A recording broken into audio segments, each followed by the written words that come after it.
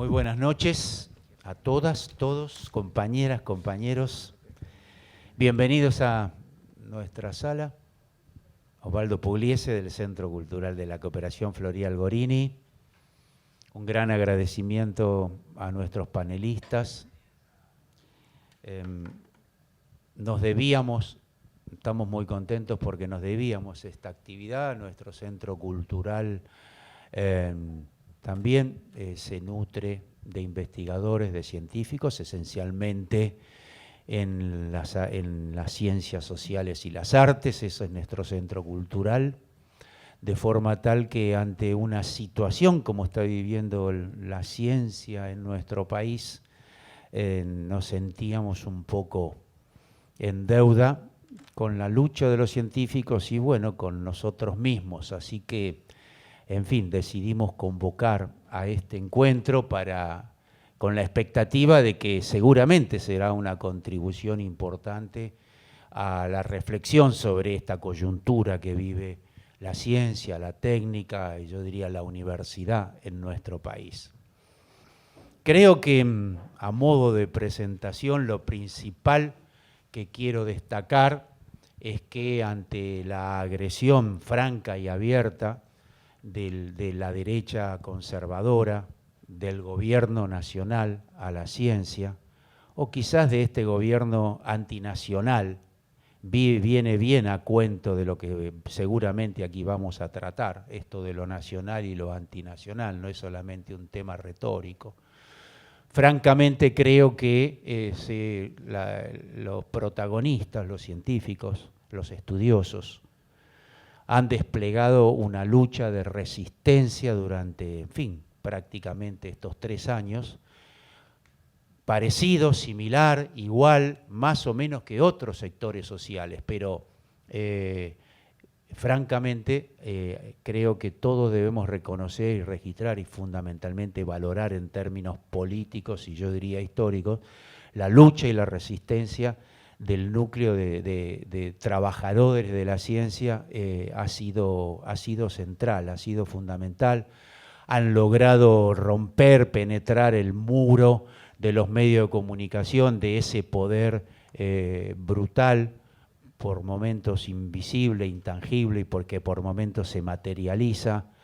Han sido capaces de combinar lo social con lo político, lo científico con lo político, interpelando a los propios medios de comunicación para romper la invisibilización, para lograr la simpatía y la solidaridad de una parte de la sociedad, para interpelar al Parlamento, en fin, para desentrañar las raíces y la esencia de esta política que, al igual que en otros ámbitos, no solamente tiene que ver con un tema de ajuste presupuestario brutal, sino que tiene que ver con algo todavía mucho más profundo, que es el rediseño del modelo de país, para lo cual hace falta la liquidación orgánica de los estudios científicos, tecnológicos en nuestro país.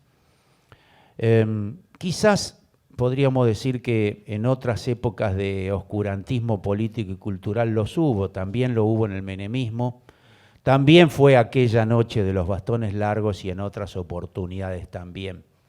Ahora lo hizo un gobierno, o lo está intentando desplegar un gobierno, con legitimidad de origen, pero que no tiene en realidad nada de democrático en la medida que va desplegando su accionar en todos los ámbitos y acá, en este punto, muestra un rasgo, aquí sí, insisto, antinacional, pero muy grande. De forma tal que, bueno, estamos entonces ante este fenómeno de resistencia que es capaz de combinar aquello de la lucha de ideas con la lucha social, porque esto de la batalla de ideas y la lucha de ideas que aquí se despliega, a los efectos, insisto, de desentrañar todo esto ante la sociedad, mostrarlo y ganar a una parte de la sociedad, cuando es capaz de combinarse con la lucha social, se potencia una con la otra y conforma, por otra parte, un rasgo interesantísimo y valioso del sistema democrático, ya que deja de ser un sistema de democracia tradicional que consiste en que cada 2 años se vota para pasar a un sistema democrático donde la sociedad es protagonista, se defiende, protesta, reclama, en fin. Creo entonces que tenemos que registrar eso como un mérito muy importante de este sector. El triunfo del nombramiento de Korenblit y Pechenny, no sé si es grande o chico, creo que es muy trascendente, porque muestra que siempre la lucha tiene sentido, cuando la íbamos perdiendo y cuando logramos algún triunfo. De cualquier manera, ya que estamos, me permito decir que estamos cerca de una batalla central, porque creo que está claro que el problema de fondo es político, forma parte de una disputa política estratégica en nuestro país y en el continente, y estamos cerca quizás de poder pegar un viraje y reencauzar a nuestro país en un sentido nuevamente de progreso y de defensa de lo nuestro. Bueno, gracias a todas y a todos por estar aquí. Es un honor para mí estar en este panel y una enorme responsabilidad, como se dice. Cientificidio, que es una palabra fuerte que todos asociamos, me parece, creo los que estamos aquí por lo menos, con justeza a este proceso político actual. Yo diría, por lo menos en mi pequeña presentación, sobre el daño realizado por este proceso político sobre la vida de la ciencia o sobre la vida de las universidades. Voy a decir menos, porque me parece que aquí se van a decir muchas cosas. Hay gente que viene, además, bueno, sufriendo eso, venimos sufriéndolo todos, pero trabajando además en los modos específicos en los que eso está sucediendo.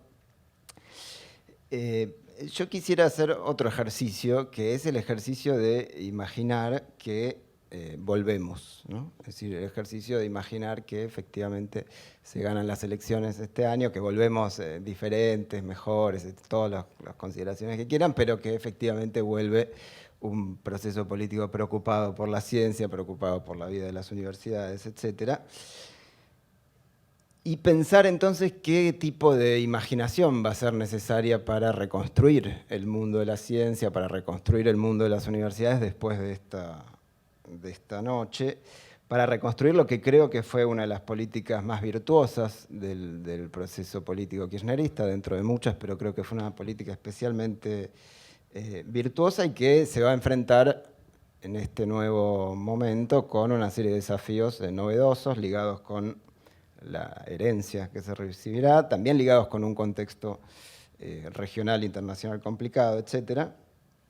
Pero me parece que hay que animarse a imaginar cosas que no solamente tengan un carácter, digamos así, reconstructivo, sino que también vayan más allá incluso de aquello que hemos logrado en esos años. Y me refiero con eso a discutir una serie de, digamos así, de elementos fundamentales del quehacer científico, si se quiere. No voy a hacerlo, lo que voy a decir tiene un sesgo hacia las ciencias sociales por una cuestión de naturaleza, digamos así, de deformación profesional, pero quisiera creer que tiene algo para decir a las ciencias en general, ¿no? Y creo que esto, hay que pensar una agenda con imaginación para lo que viene.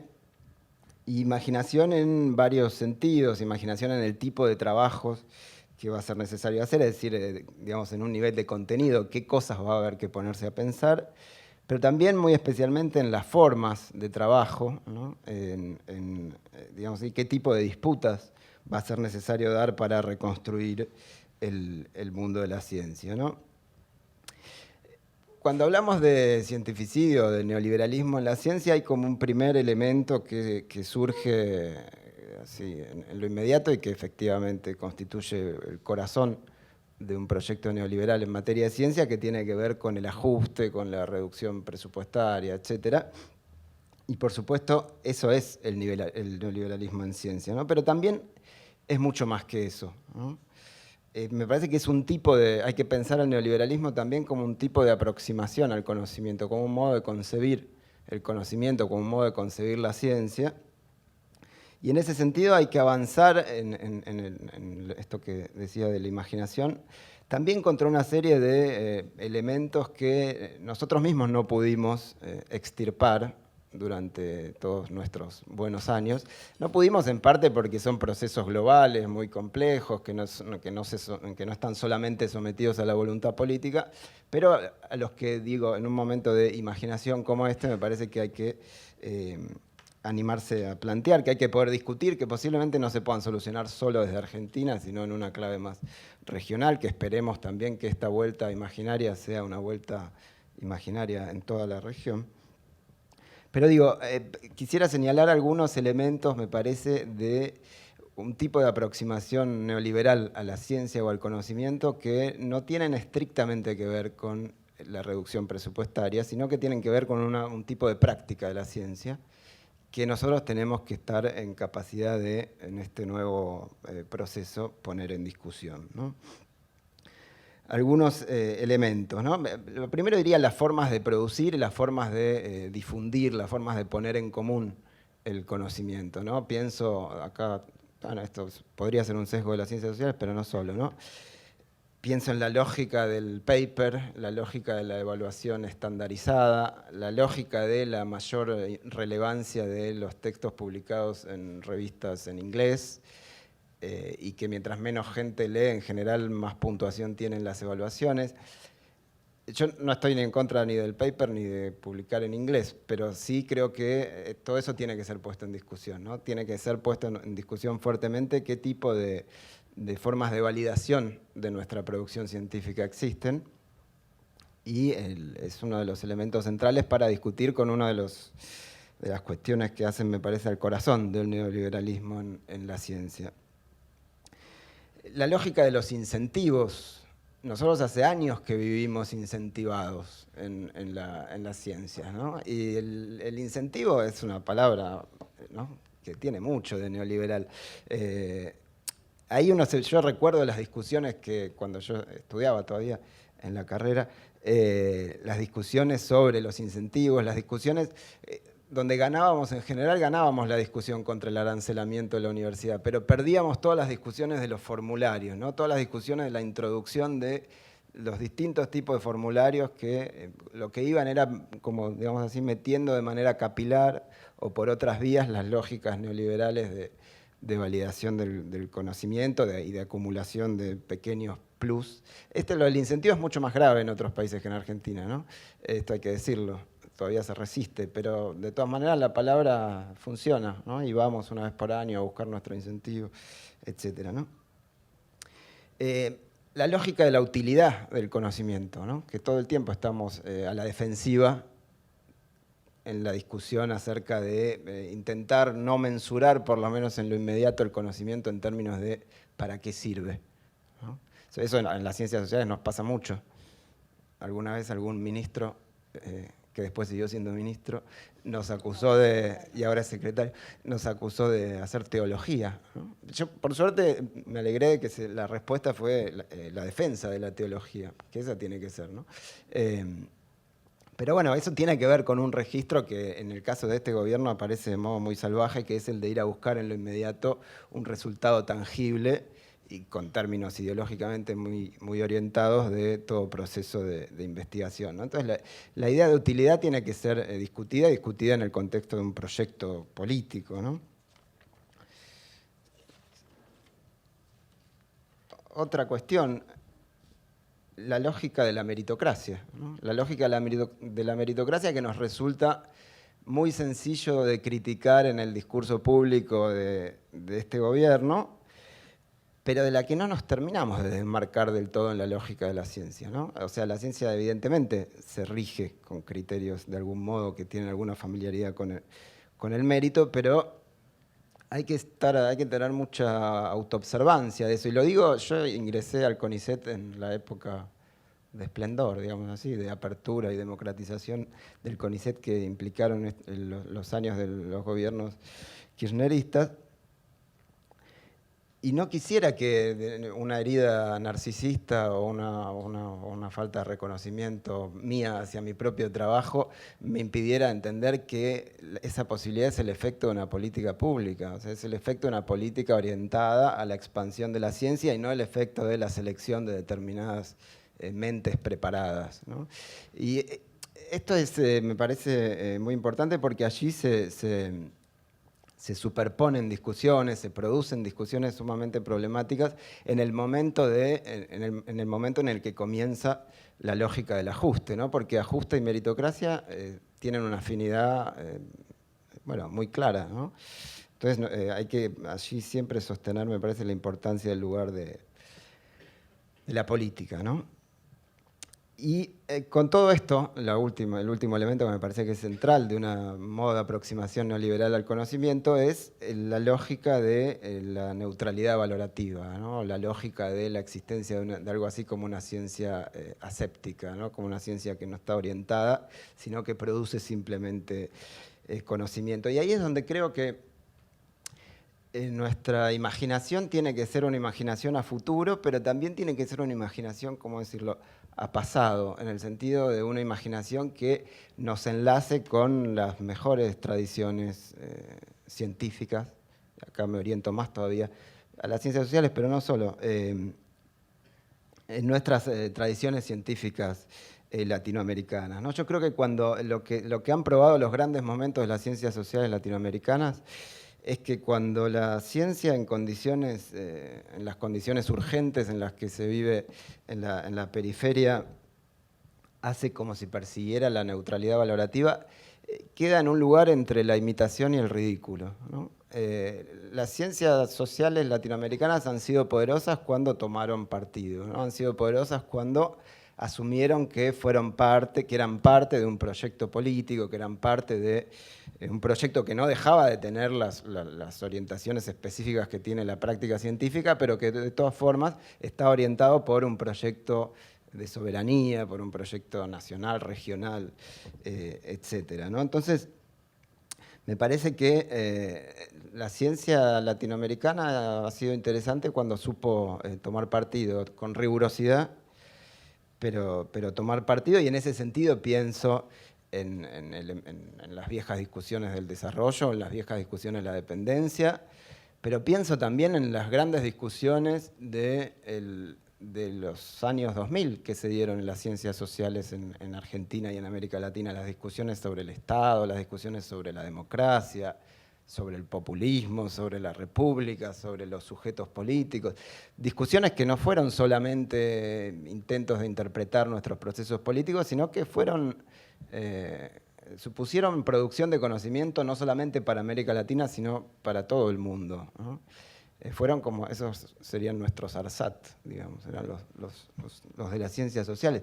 Y esos elementos me parece que con eso nos tenemos que enlazar cuando digo imaginación también hacia el pasado, ¿no? Imaginación que me parece que tiene un elemento central también en el modo de analizar estos procesos políticos que se han dado en la región a partir de la crisis del neoliberalismo y que tienen que ver con una relación, digamos así, virtuosa entre el movimiento popular, el movimiento social y las grandes figuras de la política, ¿no? Y los grandes líderes. Me parece que lo que nosotros hemos intentado pensar y se ha pensado de modo interesante en la región ha sido esa relación. Y sobre eso algo quisiera decir después para cerrar. Me parece que algo de esa relación es lo que hay que construir también en nuestra misma lógica de funcionamiento como sujetos en lucha de la ciencia, digamos, ¿no?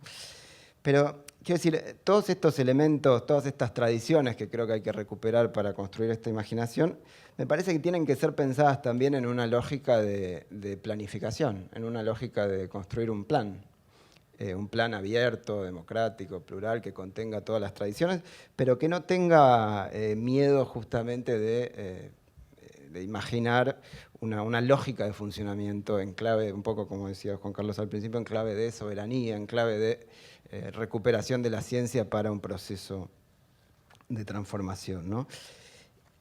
Y creo que, con esto cierro, porque no sé cómo estoy ¿Ya me pasé? No. Cierro. No, creo que sobre esta relación virtuosa que decía, me parece entre lo que rápidamente uno puede decir abajo y arriba, ¿no? Entre el movimiento, entre el momento plebeyo de las luchas y el momento de la conducción política, el momento de la dirección. Creo que hay que pensar así las luchas de la ciencia también, ¿no? Porque la ciencia tiene como un problema estructural, digamos así, que su propia lógica se rige también de una manera, en cierto sentido, acumulativa, en cierto sentido lógico, ¿no? De acumulación de trayectorias, etc. Y hay que tener cuidado de no, digamos así, no igualar esa lógica de las trayectorias diferentes con la lógica de cuáles son las voces que se escuchan en las luchas, ¿no? Quiero decir, hay que escuchar más el momento plebeyo también de las luchas de la ciencia, hay que escuchar las grandes discusiones populares sobre los temas y también las movilizaciones juveniles, en fin, todo aquello que también fue muy importante en todo el conflicto que se inició muy rápidamente con el gobierno de Macri ya en el 2016 y que tuvo que ver con la atención que las capas más jóvenes de la vida científica pusieron a todo el conflicto que se estaba asomando y que todas las peores previsiones que hubo efectivamente se fueron cumplimentando, ¿no? Entonces, en ese sentido, me parece que hay que ensayar un modo de enlazar una lógica de reconocimiento de las trayectorias con una lógica también de escucha de las grandes movilizaciones, ¿no? Bueno, nada más. Muchas gracias. Ahora sí. Doctora Nuria Hiniger. Bueno, buenas tardes a todos y a todas. Yo quería plantear dos cosas. También en la línea de lo que Martín planteaba, y me parece que en alguna consonancia con lo que venimos discutiendo en los últimos 3 años y medio. Por un lado, quería hacer un mini diagnóstico del cientificidio, algunos indicadores, algunos datos, algunas cuestiones, y después intentar aproximar alguna reflexión respecto de qué hacer, ¿no? Que es la pregunta del momento, me parece. Respecto de la categoría de cientificidio, bueno, nosotros trajimos esta categoría, la inventamos, el movimiento de científicos y científicas inventa esta categoría y efectivamente, como decía Martín, la pone en consonancia con la discusión respecto de la soberanía, ¿no? No es una categoría que solamente sirva para explicar cómo el Estado argentino hoy, conducido por el gobierno macrista, está destruyendo el sistema de ciencia y tecnología público, sino que además tiene un plan específico. Digo, no es nada más que la consecuencia del ajuste, no es nada más que la consecuencia del ajuste presupuestario lo que estamos viviendo. En 2016, uno de los intelectuales del gobierno de Macri, el hijo bobo de León Rosichner, dijo que había que terminar, parecía Barrio Nuevo, además hay que terminar por 2 años con el pensamiento crítico, ¿no? Hay que dejar de lado el pensamiento crítico. Y bueno, parece simplemente una provocación, cosa que lo fue, de hecho, es una provocación, pero en realidad tiene todo un sentido, ¿no? Salir a decirle a la sociedad argentina, al pueblo argentino, a los y las investigadores y científicos, que hay que dejar de lado aquello, la materia prima con la cual nosotros producimos conocimiento, es todo un signo de época. Y efectivamente hay una política de Estado de destrucción del sistema científico y tecnológico público en varios registros, digamos. Por un lado, en limitar las capacidades reflexivas de una porción de nuestro pueblo, pero además desarticular esa producción de conocimiento en relación con los principales problemas de nuestra sociedad: la educación, el trabajo, la vivienda, la salud. De eso se trata también producir ciencia y tecnología.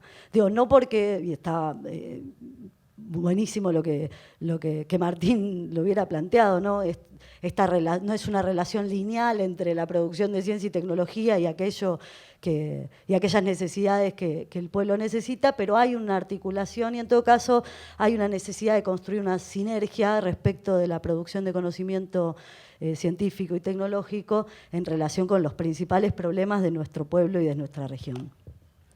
En esa clave, las políticas del Gobierno Nacional fueron de un claro ajuste, ¿no?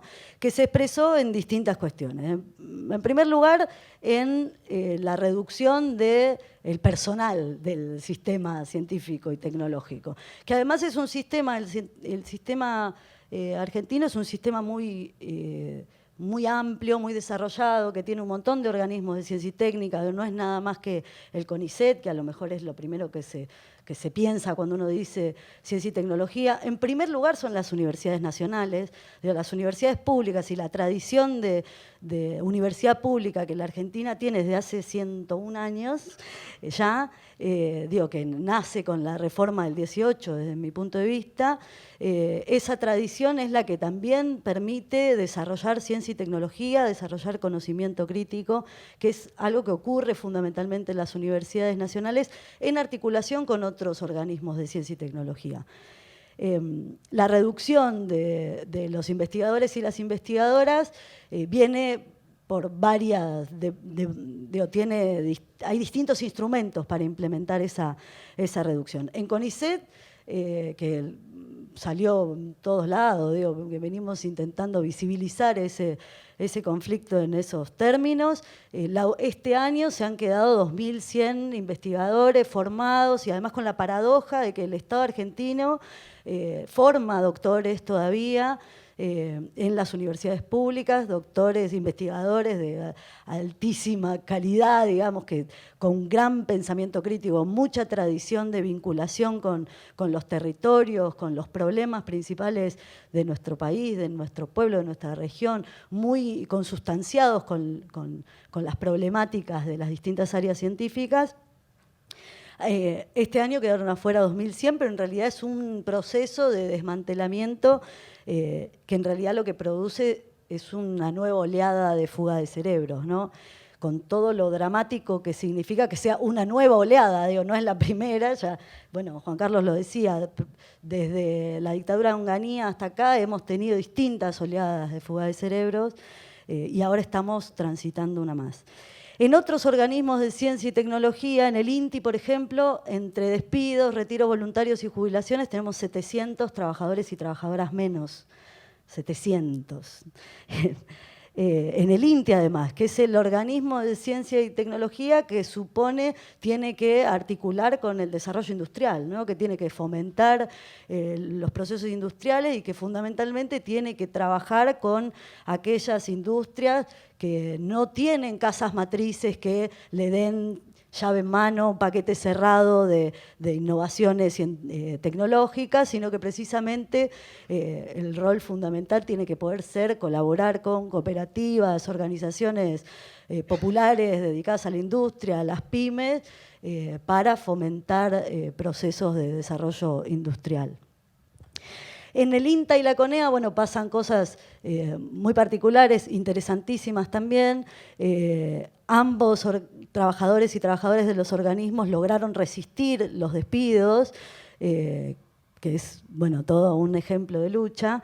Pero en el INTA, que es el Instituto Nacional de Tecnología Agropecuaria, que además también tiene este rol central en un país como el nuestro de fomentar agricultura familiar, de fomentar el desarrollo de los procesos productivos del campo en función de las necesidades alimentarias de una población que, como la de nuestra región, que está con serios déficits de alimentación, y se restringió totalmente la cartera de investigación del INTA. El año pasado terminó ese proceso que había comenzado, que igual tenía un presupuesto muy magro, pero ya al día de hoy no se produce investigación dentro del INTA. Esto se conjuga además con Yo cuando lo anotaba acá decía, bueno, ¿cómo se dice los salarios que tenemos, los científicos, las científicas, los trabajadores de ciencia y técnica? Bueno, yo lo anoté, son horribles los salarios que nosotros tenemos. La mayoría de los trabajadores de CONICET, la mayoría está por debajo de la canasta familiar, su salario. La mayoría, los becarios y los administrativos están cobrando hoy por debajo de la canasta familiar. Con lo cual es una situación que si no te fuiste del organismo a buscar otro trabajo, te vas del país a buscar otro trabajo. Digo, esto es una situación de empujarnos a que nos vayamos. Y después, esto, tal como contaba recién en el INTA, bueno, también ocurre en el resto de los organismos, y ni que hablar en las universidades públicas, con todas las, además, desigualdades dentro de las universidades que son más afines al gobierno y menos afines al gobierno, en reducir al mínimo los presupuestos para investigación. Al mínimo, congelarlos, devaluar, digo, la devaluación impacta directamente. La otra vez con un compañero que acá está, hacíamos una cuenta de cuánto era el porcentaje de los presupuestos, de los subsidios de investigación que ahora estaba destinado a comprar insumos en dólares.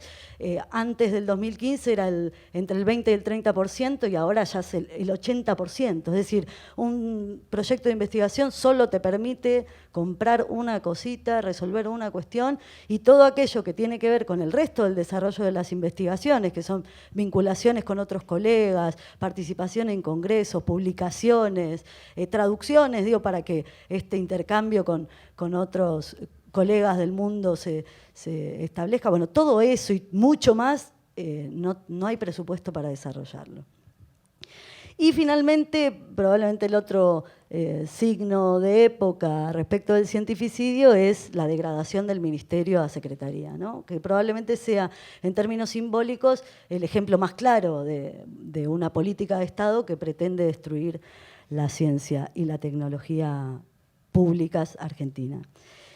Y en este marco, bueno, claro, la pregunta acerca de qué hacer, nosotros nos venimos preguntando qué hacer durante todos estos años, y la respuesta fue la configuración novedosa, me parece a mí, de un movimiento de científicas y científicos, de trabajadores y trabajadores de la ciencia y la tecnología argentina. Y digo novedoso porque, a pesar de que hubo muchas experiencias de lucha de investigadores, de investigadoras en nuestro país y en el mundo, se ha configurado en estos 3 años y medio un movimiento con su propia especificidad, que tiene una agenda propia, que tiene una agenda reivindicativa propia, que tiene articulación entre los distintos organismos de ciencia y técnica, que tiene articulación con las universidades nacionales muy estrecha, con las organizaciones de las universidades, con los sindicatos, los centros de estudiantes y demás.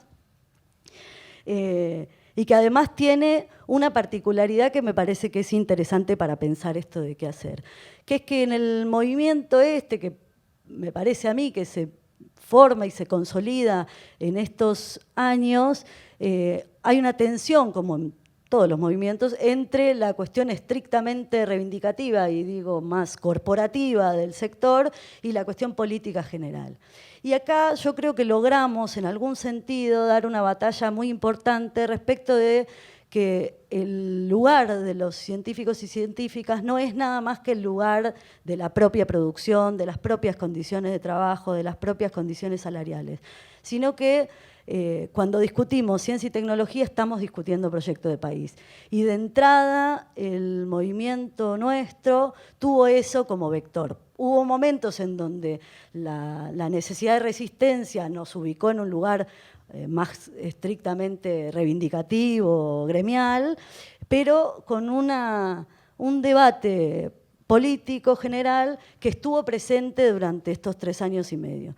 Y en ese sentido no es para nada casual que ahora el movimiento de trabajadores y trabajadoras de ciencia y tecnología estemos pensando, bueno, ¿qué vamos a hacer en esta etapa, digamos, en este año que se abre, en donde octubre está muy cerca? Y en ese sentido me parece un par de cositas más. En primer lugar, que hay que ganar las elecciones. Que en primer lugar hay que sacar a Macri, y los científicos, las científicas, los investigadores, los trabajadores del sector, me parece que en su gran mayoría, bueno, lo comentábamos con Alberto antes, tiene claro que el macrismo o esta forma que adoptó el proceso de recolonización de nuestra América, y el que en la Argentina está comandado por Mauricio Macri y sus socios, implicaría, digamos, que continúe un gobierno de estas características, implicaría la destrucción total del sistema científico y tecnológico. Y eso está claro. Y por otro lado también está claro que hace falta formar parte del espacio de unidad mayor que se configuró y poner nuestra agenda, la agenda del movimiento de ciencia y tecnología, al servicio de la posibilidad de tener de nuevo un gobierno popular.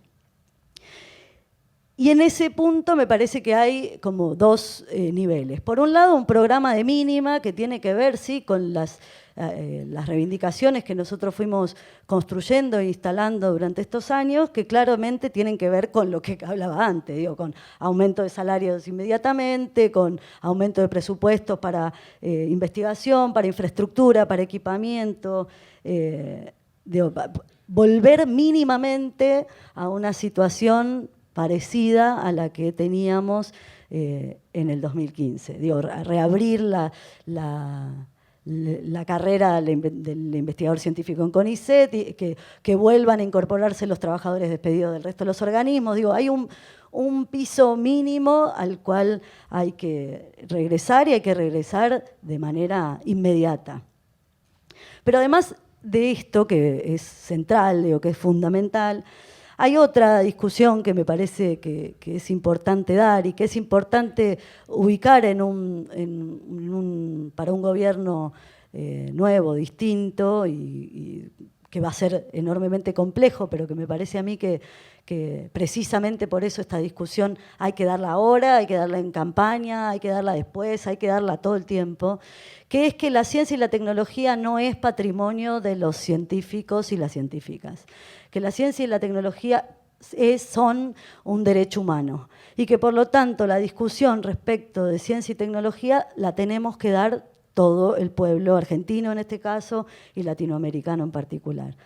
Me parece que eso es una clave de discusión imprescindible. Martín nombraba la meritocracia como uno de los valores que circulan, y efectivamente que circulan dentro de nuestro campo, de nuestro medio, que circula en toda nuestra sociedad, pero también circula entre científicos y científicas. Y a mí me parece que el mayor mérito de los investigadores e investigadoras es reconocernos como trabajadores. Y como tal, desde ese mérito tenemos la obligación de convocar al resto de las organizaciones populares, al resto del pueblo de nuestro país, a discutir cuáles son las líneas estratégicas de desarrollo científico-tecnológico, cómo se produce ciencia, quién debe producir ciencia. Digo, nosotros tuvimos un proceso de ampliación de la cantidad de estudiantes universitarios con expectativas, con interés y demás, que vienen de sectores, esto que, bueno, con esta palabra tan útil que Martín traía, que es la idea de que se plebeyiza, ¿no? Y que bueno, hay una plebeyización también de las universidades a partir de la apertura de nuevas universidades y demás, y que en ese camino tenemos que poder discutir quiénes van a ser nuestros científicos y científicas del futuro. Digo, romper con los sentidos profundamente enquistados respecto del elitismo en ciencia y tecnología. Digo, no es un problema de la élite, es un problema del futuro de nuestra patria. Entonces, la discusión sobre ciencia y tecnología tiene que poder ser una discusión democrática, y tiene que poder ser una discusión donde participemos todos y todas, no solo los expertos en ciencia y tecnología. Con lo cual se invierte, ¿no? El sujeto de la ciencia y la tecnología no somos nada más que los científicos y las científicas, sino que es el sujeto popular. Y a eso, y ese sentido me parece que es el que hay que disputar y ganar en octubre con ese sentido en la mano. Así que bueno, gracias.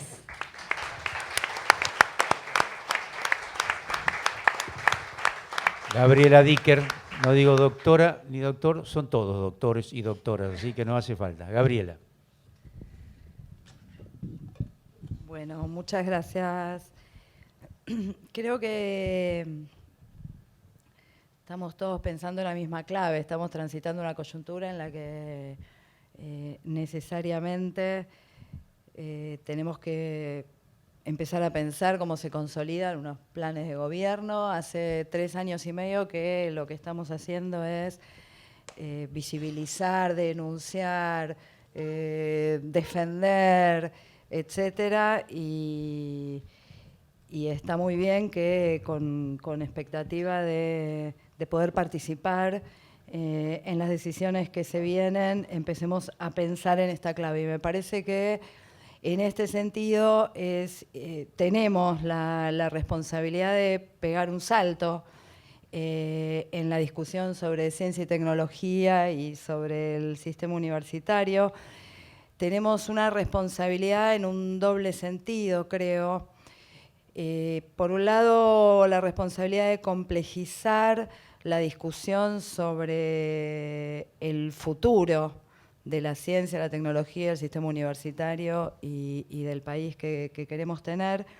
Y por otro lado, complejizar la mirada sobre las políticas, en este caso de ciencia y tecnología, de los años kirchneristas. Esas políticas que nos vimos en la situación de defender frente a la embestida de estos años, pero que ahora tenemos la responsabilidad de revisar, porque hay en principio una tentación más o menos evidente, que es la tentación de restituir ese momento 2015 también en este terreno. Llevamos 3 años y medio, decía, prácticamente describiendo y denunciando de manera pública esto que hemos llamado el cientificidio, el desmonte del sistema de ciencia y tecnología, que tiene, claro, su expresión material más clara en el ajuste presupuestario, su expresión simbólica más clara, como decía Nuria, en la degradación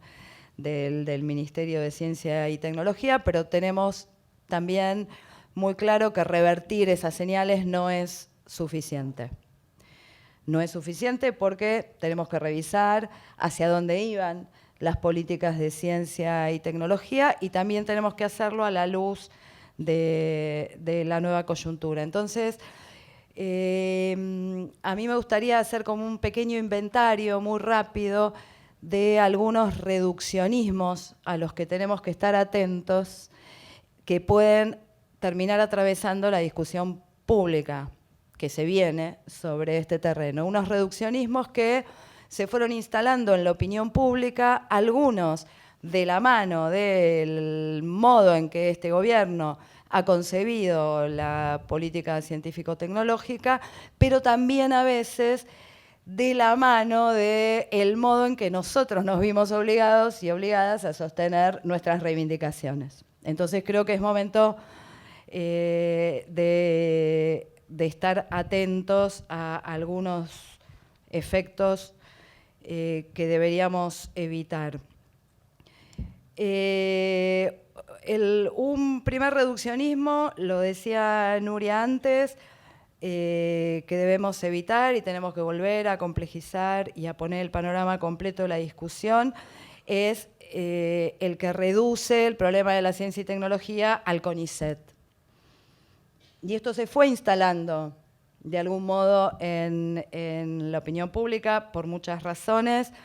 Como decía Nuria, el sistema científico-tecnológico nacional es bastante más complejo que esto, pero cierto modo en que se ha podido sostener la pelea en relación con el CONICET ha invisibilizado otras peleas, por ejemplo, la del desmonte completo prácticamente del INTI, y han estado los compañeros y compañeras del INTI en la General Paz durante meses, y esa fue la única visibilización que pudieron sostener.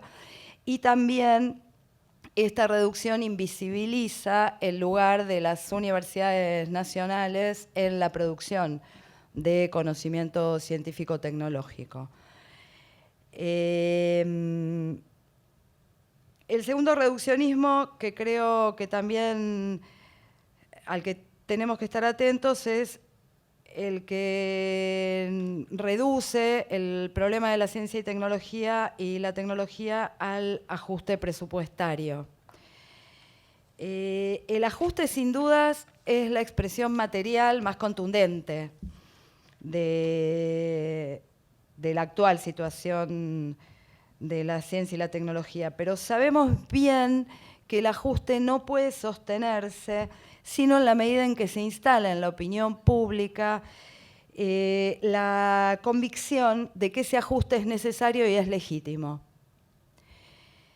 En el caso del sistema universitario, el ajuste y el ahogo presupuestario sobre las universidades es un paso más de una serie de avances sobre el sistema universitario que tuvieron como primera medida, diría yo, la de sostener una campaña sistemática de desprestigio de lo que hacemos en las universidades públicas.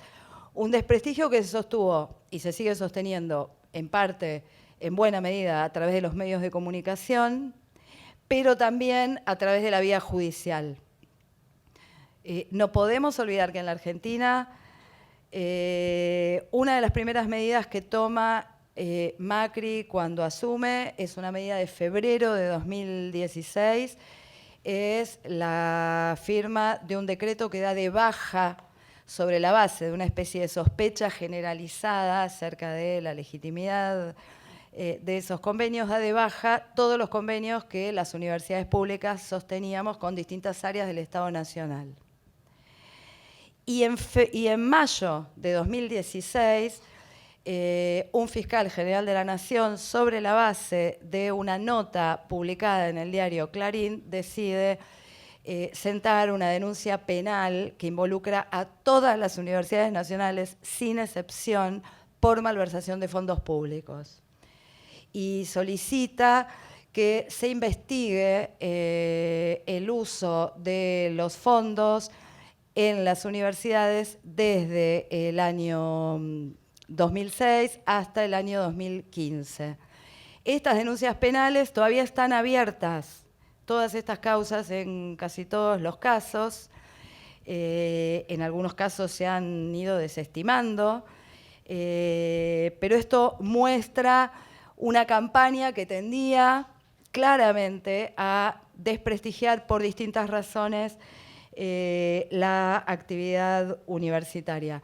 También tenemos que inscribir el ajuste presupuestario, en el caso de las universidades, en un conjunto de medidas que atacaron y siguen atacando frontalmente la autonomía universitaria.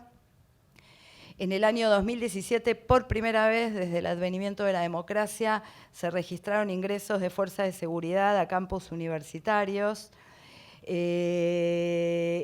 Y lo que se ha sostenido de manera más sistemática es una embestida sobre la autonomía a través de una serie de decretos presidenciales y resoluciones administrativas, casi todas ellas del Ministerio de Modernización, que desconocen el principio constitucional de autonomía y que todavía siguen vigentes. Y finalmente hay que pensar el ajuste presupuestario también en el marco de algo que en relación con el sistema universitario podríamos llamar la dilución o el debilitamiento de los ámbitos de discusión de las políticas universitarias a nivel nacional.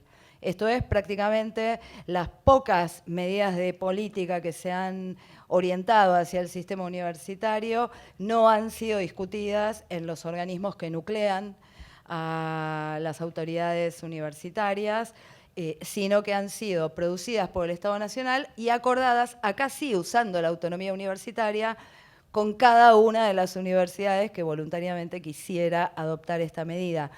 Y no quiero dejar de decir que yo diría las únicas líneas de política que durante estos años se dirigieron al sistema universitario fueron dos. Una es lo que se llamó el Sistema Nacional de Reconocimiento Académico, una especie de gigantesco sistema de equivalencias que permitirían facilitar la movilidad de estudiantes entre las distintas universidades.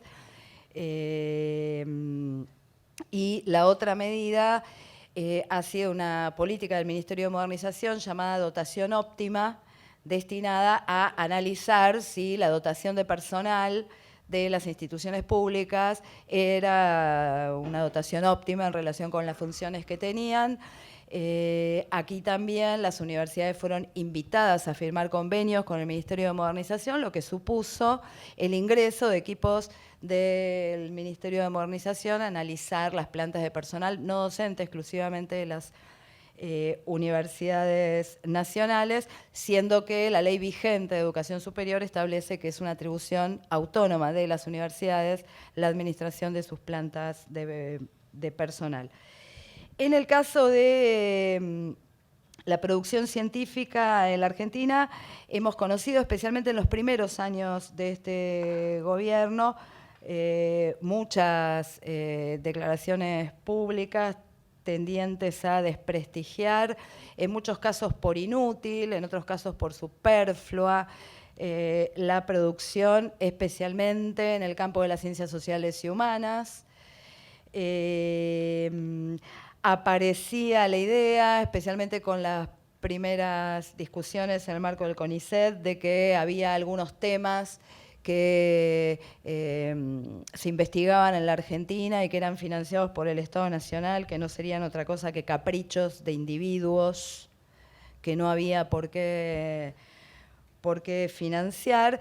Y en ese marco vienen sobreviviendo hasta ahora, creo yo, en la legitimidad pública, o viene lo único que sigue alertando a la opinión pública en relación con este tema son los, voy a decirlo así entre comillas, científicos de laboratorio, que especialmente se dedican a investigaciones médicas. Esto en general produce como una escandalización más o menos rápida, cuando este tipo de investigaciones se ve afectada por los recortes presupuestarios o aquellos que producen conocimiento traducible en tecnologías aplicadas a la producción. Esto genera, por supuesto, un efecto de legitimidad del recorte presupuestario en un presupuesto que, como dice el propio presidente de la Nación, es excesivo, es ineficiente y, por lo tanto, debe ser recortado.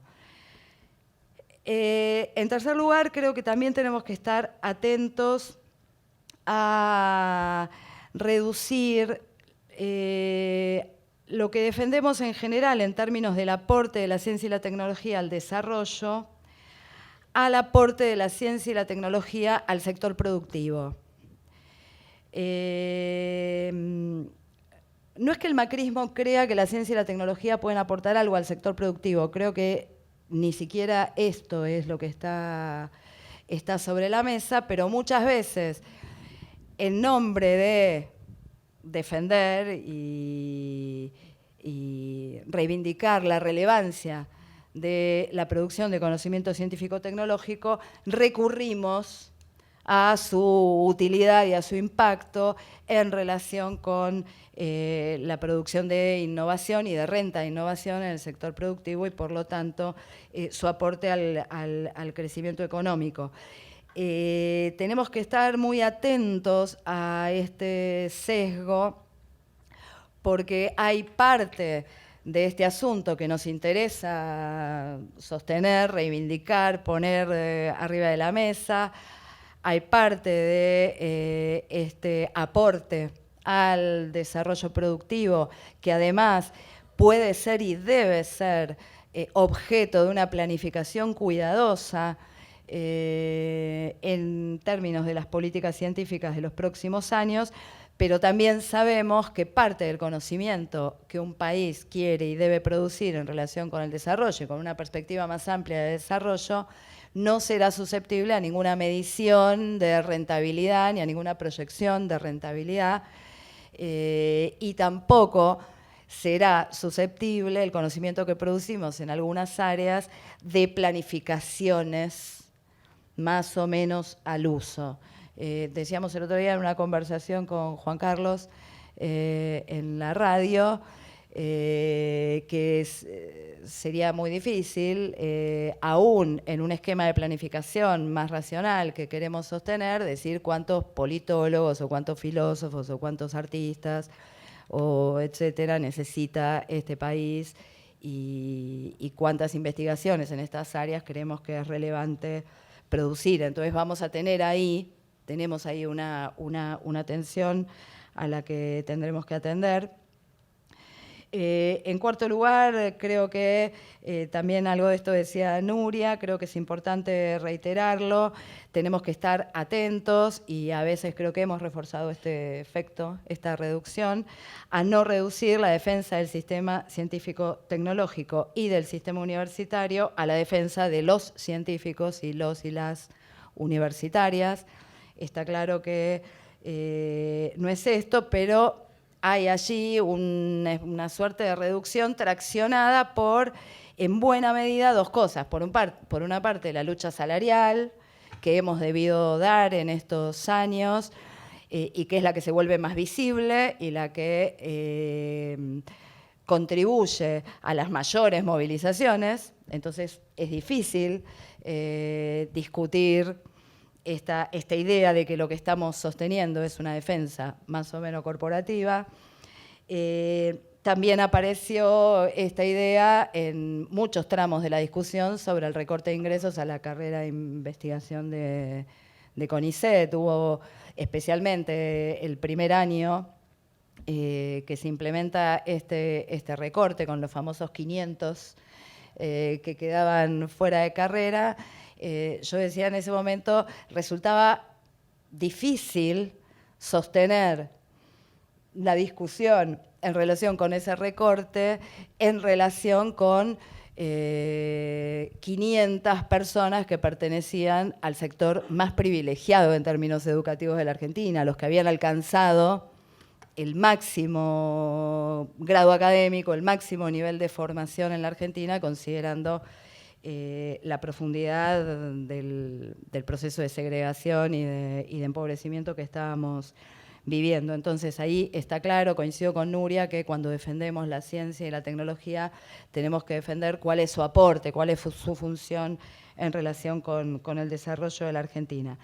También tenemos que atender o cuidarnos de reducir la imprescindible libertad y autonomía del pensamiento científico y de la actividad universitaria a sus versiones más liberales y más individualistas, a sus interpretaciones más liberales y más individualistas. Construir un plan, decía Martín, creo que esto es lo que pone en todo caso límite a este tipo de interpretaciones. Y finalmente, creo que tenemos que cuidarnos también de reducir la discusión de las políticas de ciencia y tecnología al ámbito de la ciencia y la tecnología. No son políticas que debamos discutir nosotros únicamente. Nuria lo decía en relación con los otros sectores sociales a los que debemos invitar y convocar a esta discusión. Yo lo diría también en términos de que la discusión de las políticas científico-tecnológicas no es otra que la discusión acerca del modelo de desarrollo del país, y esta es una discusión que habrá que dar en relación con la discusión sobre las políticas económicas, las políticas industriales, la discusión sobre la matriz productiva de la Argentina, la discusión con las políticas culturales, educativas, etcétera. Los años que se vienen, no hay ninguna duda que van a ser muy complejos. Nos encontramos hoy con la Argentina sumida en niveles de empobrecimiento muy duros, aún en instituciones donde hacía mucho que no veíamos estos niveles de empobrecimiento. La universidad que yo conduzco, que queda en el segundo cordón del conurbano, cuenta hoy con estudiantes que dejan de venir o que solicitan aumentar los subsidios al comedor, que no pueden venir porque no pueden pagar el transporte. Somos la única universidad del conurbano a la que Vidal no le firmó el convenio por el boleto estudiantil. Y estas situaciones extremas, que si se manifiestan adentro de una universidad, tanto más se manifiestan en otros sectores de la vida social, nos puede colocar también de cara a los próximos años en una disyuntiva que sin ninguna duda es falsa. Y es dónde colocar, cómo distribuir los recursos que sabemos no van a sobrar en los próximos años. Y creo que tenemos que insistir en que no podemos correr el riesgo otra vez en los años que vienen en la Argentina de ubicar la necesaria inversión en el desarrollo científico-tecnológico en un lugar secundario en relación con la satisfacción de necesidades básicas de sectores amplios de la población, básicamente porque el desarrollo universitario y el desarrollo del sistema científico-tecnológico es parte de la estrategia de crecimiento, tiene que poder formar parte de la estrategia de crecimiento, de la estrategia de desarrollo y de la estrategia de producción o de las políticas de producción de más igualdad. Y que además sin universidad y sin ciencia y tecnología tampoco vamos a poder sostener las sociedades democráticas ni la reconstrucción del Estado de Derecho que necesitamos en la Argentina. Así que tenemos que evitar las falsas disyuntivas en esta discusión que habrá que dar sobre las políticas futuras de la Argentina.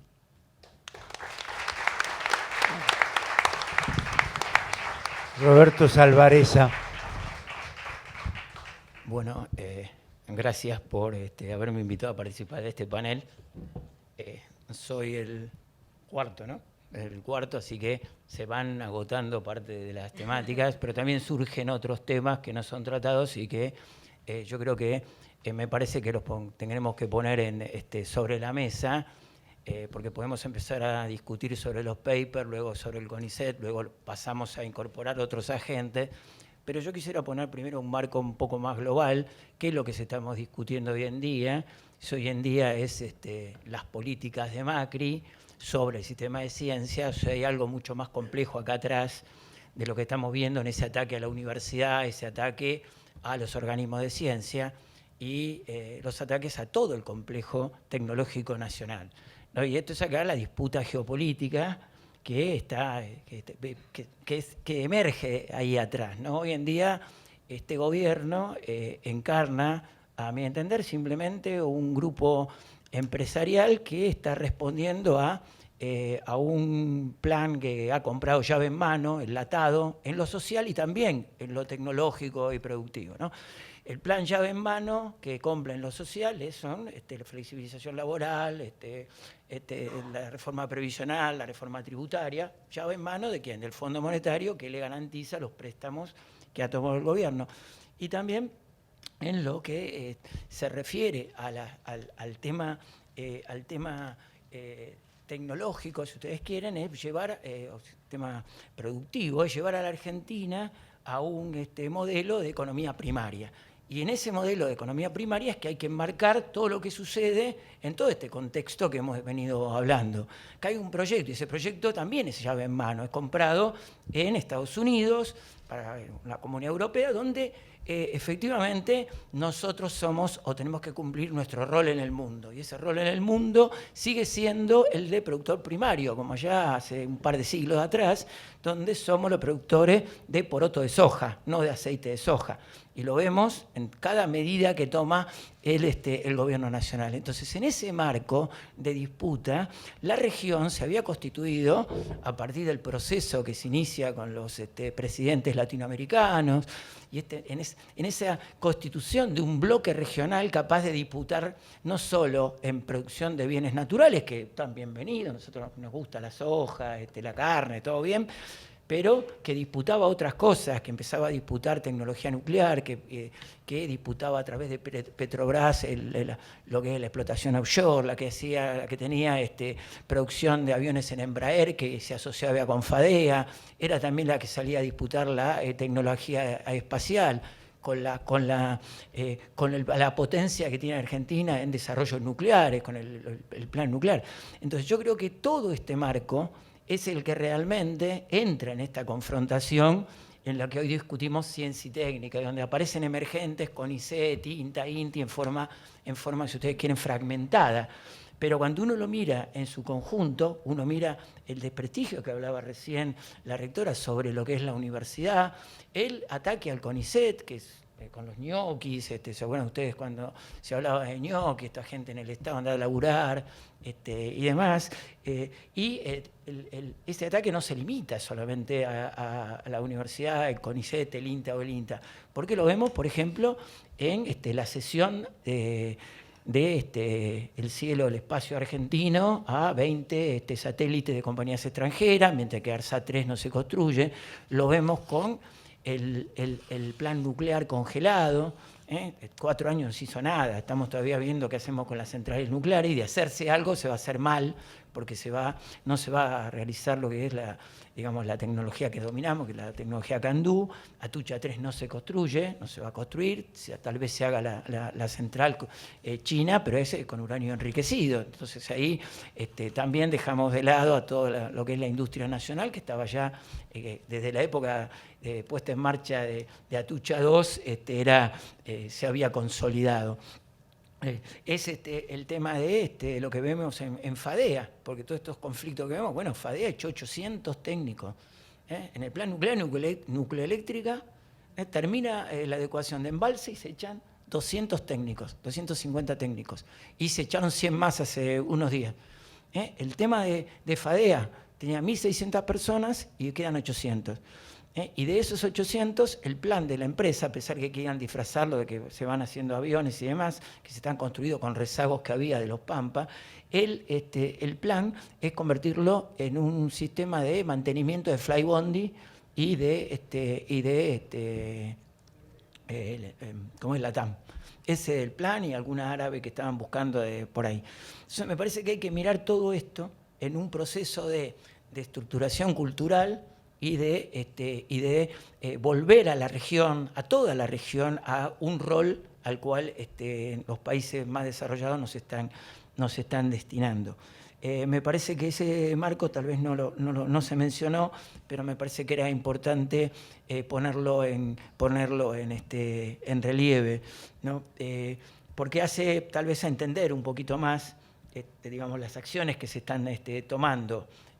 Todo esto que vemos en los diarios, porque si ustedes miran y leen, las acciones no van solo sobre CONICET, INTA, INTI y universidad, sino que aparecen sobre el plan nuclear, el plan satelital, todo lo que constituían, que estaba basado en leyes que había dado el Estado y que debería consolidar desarrollos tecnológicos asociados también con países hermanos que iban en la misma dirección. Bueno, yo creo que nos han dado un golpe, un mazazo sobre la región. Y el desafío que tenemos ahora en octubre es volver a tratar de poner un freno al avance de este proceso contra los países latinoamericanos. Y ahí tendremos a Bolivia, tendremos a México, y Uruguay, tal vez Argentina, sumándose a frenar este avance. Un par de reflexiones nomás, no quiero robar mucho tiempo, sobre algunas de las cosas que se mencionaron acá.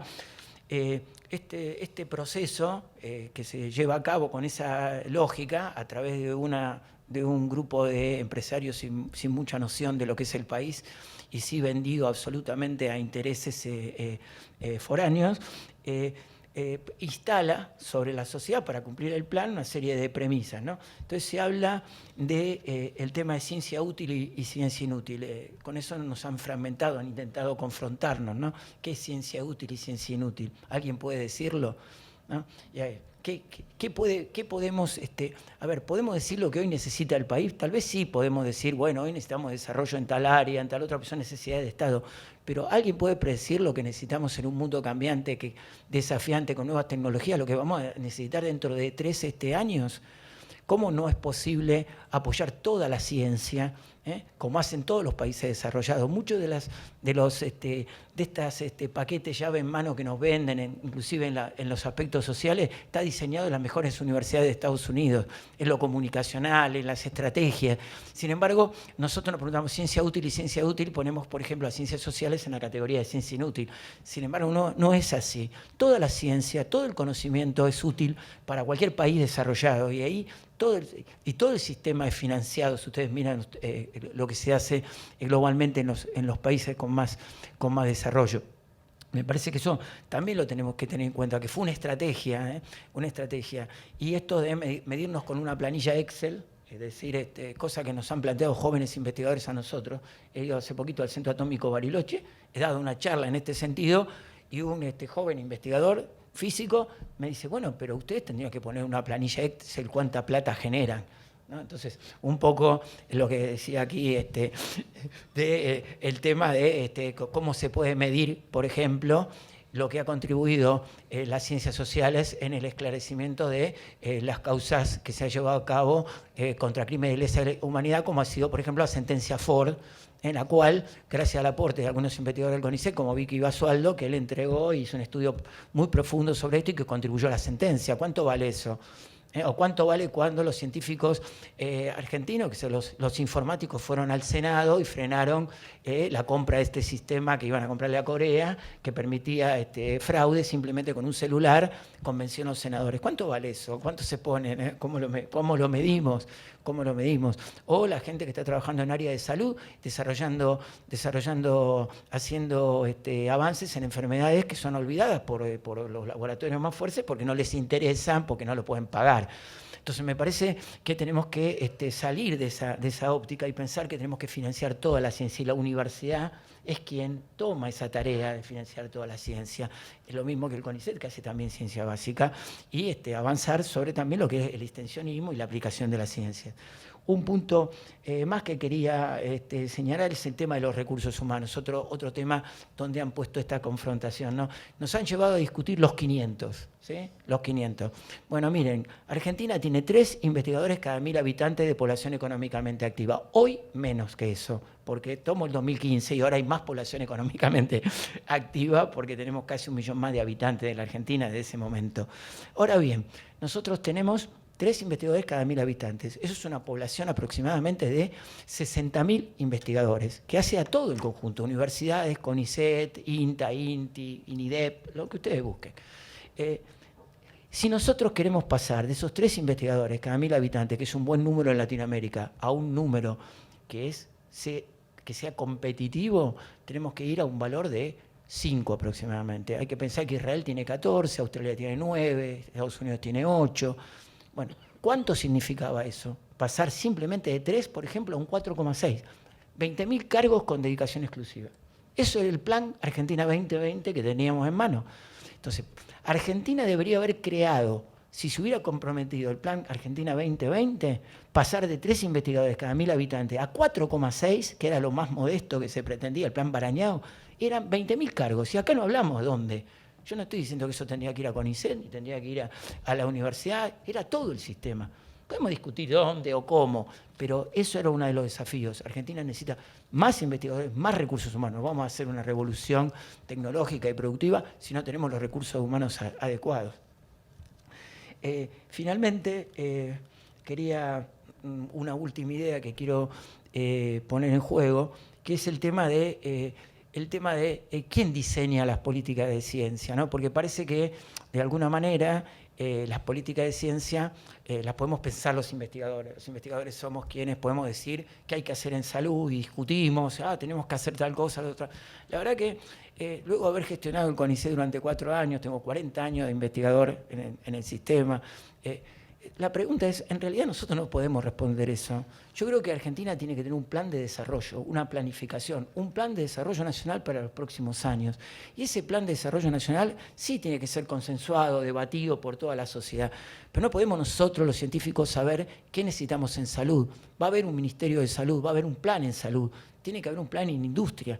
Todo esto tiene que estar articulado coherentemente y nosotros como investigadores participar en cada una de esas líneas donde tengamos cabida, aportando conocimiento y aportando todo nuestro apoyo, sumándonos a esos proyectos. Pero no lo podemos diseñar desde nuestros laboratorios o haciendo una asamblea de investigadores. Me parece que eso es fundamental, que tengamos como uno de los desafíos la articulación y tener proyectos nacionales definidos, cuáles son los nichos que Argentina va a encarar, y en ese debate sí vamos a participar todos, no es que estoy diciendo que tiene que ser de arriba, pero necesitamos que eso sea definido nacionalmente, desde la nación. Y decirles que más allá de estos proyectos nacionales donde tenemos que trabajar, debemos decir, como lo decía antes, financiamiento para toda la ciencia. No sabemos qué vamos a necesitar en 4, en 5 años. Esto de ciencia para el país, yo les digo, no se puede definir qué es la ciencia para el país, porque podemos decir qué necesito hoy, pero no lo que voy a necesitar mañana. Entonces, me parece que es también un debate que necesitamos en nuestra propia comunidad, donde a veces exageramos y pensamos que podemos decir qué necesitamos en ciencia, y la verdad que creo que tenemos que fomentar todo el conocimiento para el país. Bueno, muchas gracias. Último panelista, el doctor Kornblit. Bueno, buenas tardes. Primero quiero agradecerle a Juan Carlos y a Nuria por la invitación. Estoy muy contento de estar acá. Hice una serie de apuntes medio caóticos, espero que no se reflejen en mi alocución. Quiero decir que con Roberto tenemos una relación de años de macrismo, porque fundamos CITA, Ciencia y Técnica Argentina, a comienzos de 2016 y emitimos una declaración muy fuerte que hablaba justamente del modelo económico, del modelo de país, de la primarización que se venía antes que llegara el ajuste efectivamente.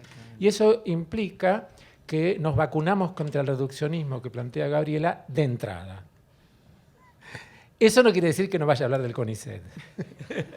Y con Nuria, al igual que con Roberto, nos vemos en la calle y vibramos con una lucha que ella es joven, pero Roberto y yo no tanto, no imaginábamos que íbamos a tener en los últimos 4 años. Yo personalmente no imaginaba que el macrismo me iba a hacer conocer compañeros de calle, compañeros de lucha, con los cuales tiene sentido la vida.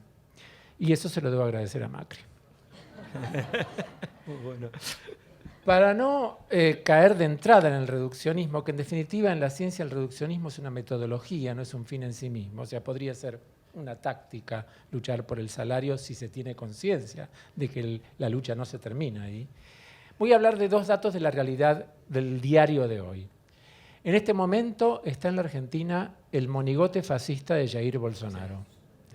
Ese monigote fascista es, además de homófobo, misógino, reivindicador de la dictadura, militarista, reivindicador de la ignorancia, que está dispuesto a eliminar la autonomía universitaria en Brasil y está dispuesto a eliminar la educación sexual en la escuela primaria y que tiene una viceministra de Cultura que dice abiertamente que la geografía, la historia y la matemática vienen de Dios y de la Biblia.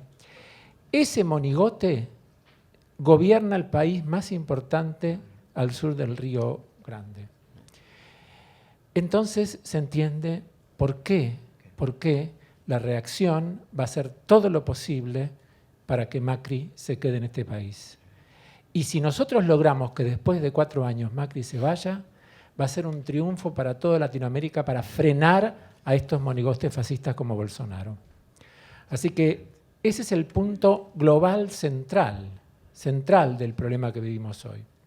Otro dato del diario de hoy que tiene que ver con la ciencia y la tecnología es que la doctora Sandra Díaz, investigadora prestigiosísima de Córdoba, gran investigadora, gran persona, ganó el premio Princesa de Asturias por sus trabajos sobre cómo la biodiversidad vegetal es importante para mitigar los efectos del cambio climático.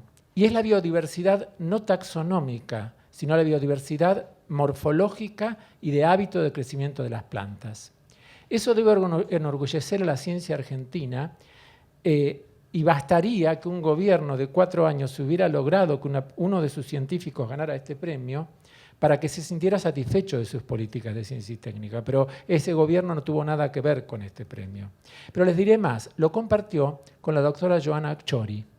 Chori es una prestigiosísima bióloga vegetal que seguramente en su vida recibió más dinero para su laboratorio que el presupuesto de ciencia y técnica de la Argentina. Entonces tenemos una persona que fue apoyada con tanto dinero como todo el sistema de ciencia y técnica que comparte un premio con una modesta investigadora argentina cuyo eje fundamental es el pensamiento crítico, la inteligencia y la perseverancia.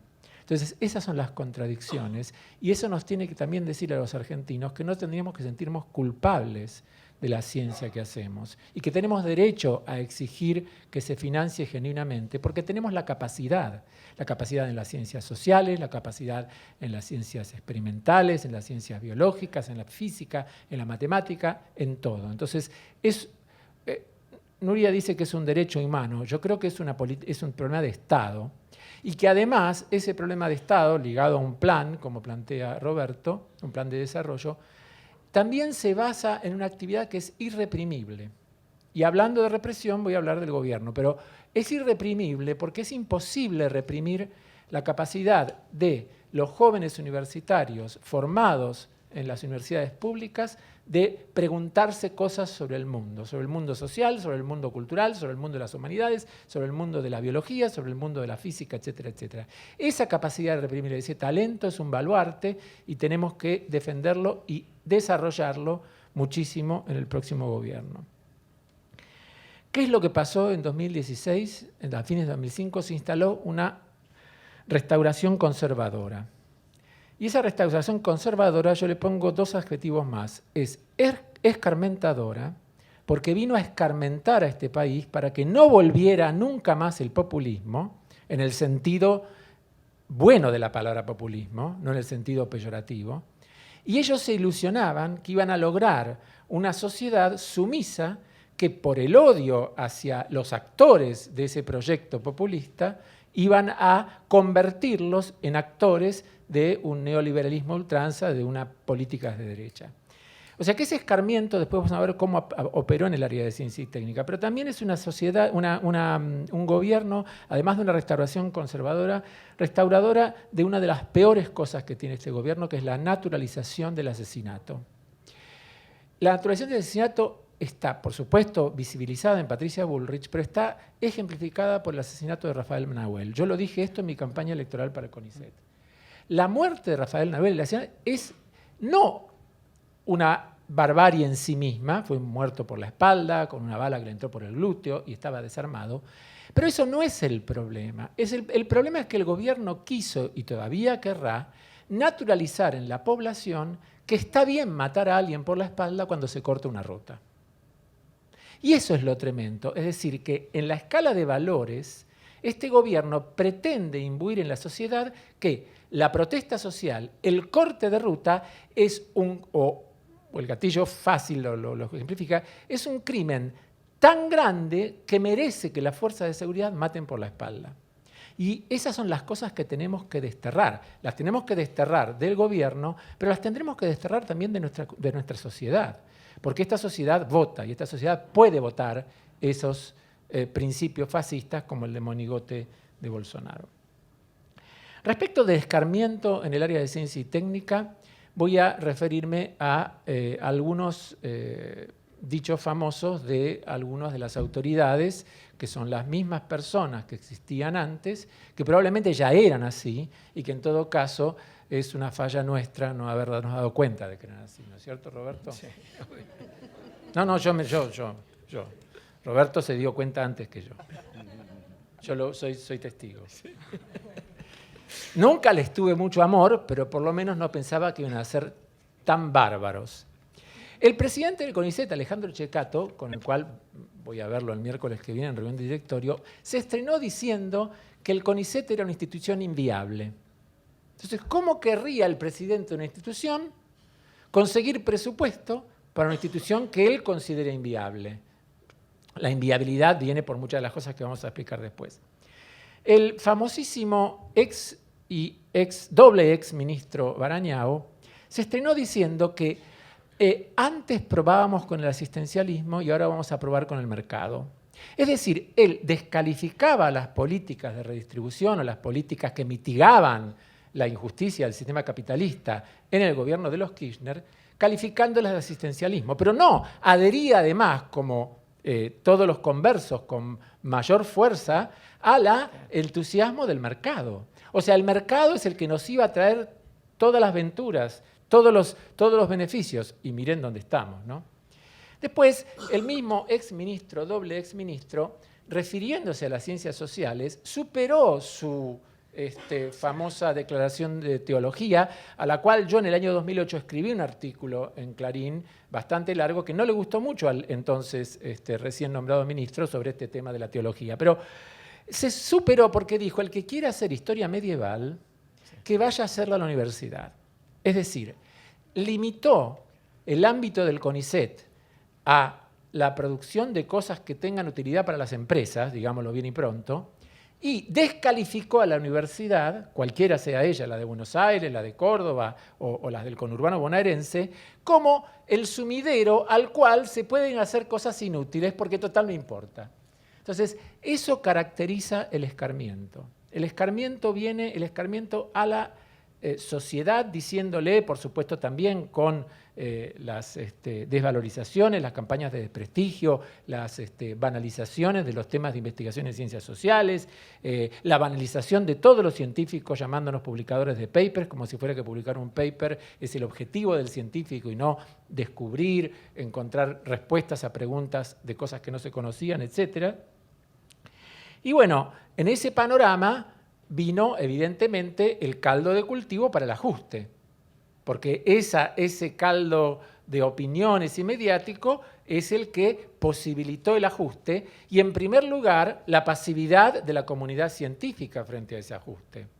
Cuando se redujo en 500 puestos la entrada a la carrera del CONICET, y la verdad es que, perdóname Gabriela, pero poco importa que sean los más calificados del ámbito universitario académico porque un becario gana 25.000 pesos y eso está calificado, digamos, desde el punto de vista académico, pero como trabajador gana bastante menos que lo que ganan por ahí trabajadores con mucho menos calificación. O sea, es un estamento que es cierto que tiene un supuesto prestigio académico y que está en la parte superior, pero sus sueldos son sueldos de trabajadores pauperizados. Ahora bien, cuando ocurrió esa reducción de 500 puestos, una gran parte de la comunidad científica lo justificó y lo justificó diciendo que había un exceso de investigadores y que por lo tanto, ahora que íbamos a ser menos, íbamos a estar mejor. Y la realidad es que después de 4 años, aquellos menos que estamos peor. Estamos peor en salarios, estamos peor en fondos para investigar, estamos peor en fondos para funcionamiento, estamos peor en el no cumplimiento de instrumentos de financiamiento que fueron inventados y aprobados por estas autoridades y que hoy tienen el descaro de decir que no tienen plata para cumplir con esos compromisos. O sea que estamos peor, pero ha habido una evolución. Una evolución que, por supuesto, siempre tiene algunos aspectos corporativos, pero no es una novedad. Lo que pasa es que es peor que ni siquiera la corporación se mueva, como ocurría cuando se bajaron los 500 puestos, porque ahí, insisto, había una categoría que yo me acuerdo de mis años de militancia comunista, que era la expectativa esperanzada. O sea, había un sector de la comunidad muy importante, y la sociedad también, que tenía expectativa esperanzada en la presencia del mismo ministro Barañao, porque decía, se quedó para garantizar que las cosas que habían sido bien hechas en el kirchnerismo continúen. No, se quedó para joder, se quedó para ajustar y se quedó para hacer el converso que grita más fuerte macrismo que los otros ministros del macrismo. Por ejemplo, que el ministro o exministro de Salud. O sea que realmente estábamos peor. Ahora, una evolución cuyo final, en el caso del CONICET, no digo que es virtuoso, pero es notable, implicó el plenario de directores de instituto en la ciudad de Córdoba, donde hubo transversalmente a distintas posiciones políticas y simpatías partidarias, en primer lugar como 100 y pico de directores de instituto y luego 240, que firmaron una declaración que defiende una serie de principios que no están desconectados del problema general. Ya no es simplemente el salario, ya no es simplemente la falta de subsidios, sino es el modelo con que se ha hecho el ajuste en ciencia y, en definitiva, ratificar que lo estratégico hoy en ciencia y técnica y que hay que revertir en el próximo gobierno, si no es el mismo que tenemos ahora, es el tema de preservar a los jóvenes. Preservar y garantizar que los jóvenes no se pierdan, no se vayan, no se desilusionen, no queden en el camino, y a través de preservar a los jóvenes, a través de incorporarlos al sistema, vamos a tener una fuerza rejuvenecida, que va a poder generar situaciones que tengan que ver con las necesidades del país si hay un plan de desarrollo. El plenario de Córdoba y los directores de instituto y todos los que militamos, hoy en día tenemos que echar por tierra mentiras del gobierno. Hay una mentira flagrante que surgió después del Cabildo Abierto del 22 de mayo, paralelamente a ello, y después de que una investigadora fuera al programa ¿Quién quiere ser millonario?, que es que a raíz de eso se aumentó el presupuesto de ciencia y técnica en $1.000 millones de pesos. Perdón. Ojalá fueran dólares. No, 1.000 millones de pesos. Entonces, los medios compran eso. Y la gente se queda tranquila. Ay, bien, Marina Simian fue a hablar y bueno, el plenario, y bueno, esto qué sé yo, no sé dónde. Es mentira. Esa plata, por lo menos 850 millones de pesos de esos 1.000 millones de pesos, ya estaba asignada. Ya estaba asignada y ya estaba votada por el Congreso y no estaba entregada. Ahora tampoco lo está. Simplemente que se hizo un globo que, como de costumbre, trata de paralizar a la sociedad. Porque la sociedad tiene una cierta simpatía por el problema de la ciencia y la tecnología. Hoy está hecho carne, pero claro, así como tiene simpatía, tiene ignorancia. Y si tiene ignorancia, le dicen que aumentaron 1.000 millones de pesos, que Macri capaz que sensibilizó, es bueno, la recibió a Simian en Casa de Gobierno y ahora pasó a ser un buenito. O sea que esas mentiras hay que desenmascararlas constantemente. Como ustedes saben, porque Juan Carlos lo mencionó, fuimos incorporados al directorio del CONICET, Mario Pecheni y yo. La novedad de esto, que también va en esa evolución que yo menciono de una parálisis al principio y un cierto compromiso ahora, es que nuestras plataformas electorales por las cuales obtuvimos él el 63% de los votos y yo el 65% de los votos, o sea que hay gente en mi comité de campaña, como Cristina Ibarra, y no sé quién más anda por ahí, ahí sí está, sí hay más gente. Bueno, el tema es el siguiente, las plataformas electorales cuestionaban de base a la política de ciencia y técnica de este gobierno. Y no solamente en el CONICET, también en el INTI, en el INTA, etcétera, etcétera. O sea que los que nos votaron a sabiendas. Y se pretende que nosotros en el interior del CONICET actuemos, porque nos nombró Macri, sin tener en cuenta la plataforma electoral que nos votaron. Y se van a llevar una desilusión, porque nosotros vamos a actuar solamente en función de esa plataforma electoral que nos votaron. Y para ir terminando voy a decir dos cosas, una de orden específico de la ciencia. Bueno, olvidé decir que los números, y no específicamente de CONICET, son contundentes. El porcentaje de Producto Bruto Interno del presupuesto nacional dedicado a la función ciencia y técnica en todo su conjunto, en 2015 andaba por el 0,35% del presupuesto. A eso se le debería sumar el presupuesto de las dedicaciones exclusivas de las universidades, que no en todas las universidades la dedicación exclusiva es para cumplir tareas de investigación. Hay universidades con la dedicación exclusiva para tener más horas de clase. Y se le debería sumar el aporte privado, que es mínimo. Con eso se llegaba a un 0,5% del Producto Bruto Interno total. Pero ese 0,35% del presupuesto nacional en 2019 bajó al 0,23%.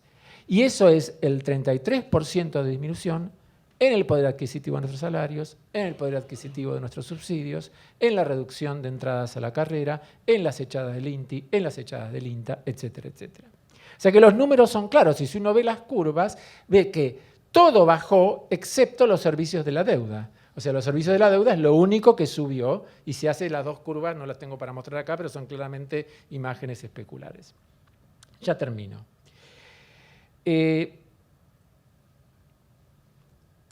Yo dije que la ciencia hacer ciencia es irreprimible, sobre todo en un país como el nuestro, con una educación pública tan importante, ¿no? Y universidades públicas tan importantes, autónomas, reforma del 18. Y nos podemos retrotraer al siglo XIX también, la universidad, la de Córdoba fundada en el siglo XVII, XVI, en fin, hay una gran tradición. Entonces, a mí había un grupo de investigadores jóvenes que siempre, un poco, digamos, rescatando a Warshawski, decían ciencia ¿para qué? ¿Para qué hacemos ciencia? Por deporte, por curiosidad, O sea, cuando se dice que la ciencia básica está basada en la curiosidad, yo creo que es un atentado a la inteligencia del interlocutor.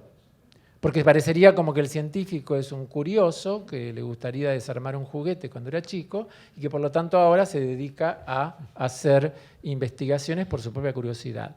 Digo que es un atentado a la inteligencia del interlocutor porque la curiosidad es un ingrediente. Pero los problemas de la ciencia fundamental y básica, y esto coincido totalmente con Roberto, son amplios y tienen ecos en otros lugares del mundo o del país. Uno no investiga lo que se le ocurre a la mañana por curiosidad personal. Uno está inmerso, o una está inmerso en un problema que es un problema que puede ser fundamental, que puede no tener aplicación inmediata, pero que es un problema de su disciplina que tiene un sentido nacional o un sentido internacional de validación. Porque tampoco uno va a hacer la curiosidad y después no tiene a quién contárselo y, bueno, me entendieron. Entonces, a mí no me preocupa el ciencia para qué, me preocupa el ciencia para quién. Eso es lo que me preocupa. Y creo que Gabriela lo esbozó. A mí me preocupa de dónde viene la demanda y a dónde se estimula el proyecto científico. El proyecto científico del macrismo, que existe, no es solamente destrucción, es el emprendedurismo. Y el emprendedurismo significa que individualmente un joven científico se le ocurre inventar la pólvora, lo hace en su garage o en el laboratorio de su universidad y genera una empresa unipersonal o bipersonal que después tiene éxito al estilo, de Zuckerberg. Y eso es una ilusión óptica que lo único que está haciendo es destruir las bases sociales de la ciencia. Porque la ciencia es una actividad colectiva, es una actividad que no es neutra y es una actividad que no está hecha para que un individuo solo logre, por arte de magia, encontrar un invento o algo que tenga y que de ahí forme una empresa exitosa. Entonces, esa salida individual del emprendedurismo es la base de lo poco que quieren hacer en ciencia los personeros del macrismo, incluido Abarañao, por supuesto. Entonces, ¿el ciencia para quién? Depende de cuál es la demanda. La demanda es social, la demanda es de los problemas que un gobierno democrático y progresista se plantea, y la demanda tiene que ser también como la producción pública de medicamentos o aquello que el propio Estado se propone en empresas estatales o en empresas mixtas que tenga un sentido de transformación social. Voy a terminar con algo que me emocionó de algo que dijo Cristina, fue en Merlo, ¿no? ¿El acto? Sí, en Merlo. Sí, dijo algo que para mí, con mi formación marxista, me pareció de una simpleza muy brillante, pero también lo voy a criticar. Cristina dijo, ¿por qué si vos te levantabas siempre a la misma hora a la mañana e ibas al mismo trabajo y trabajabas la misma cantidad de horas, antes estabas mejor y ahora estás peor? O sea, ella con esto resumió la teoría marxista en una explicación absolutamente simplista. Claro, yo se lo comenté a un amigo académico, marxista, y me dijo, sí, lo que pasa es que Cristina lo que está haciendo ahí es cuestionar la magnitud de la explotación, pero no la explotación en sí misma. ¿No es cierto?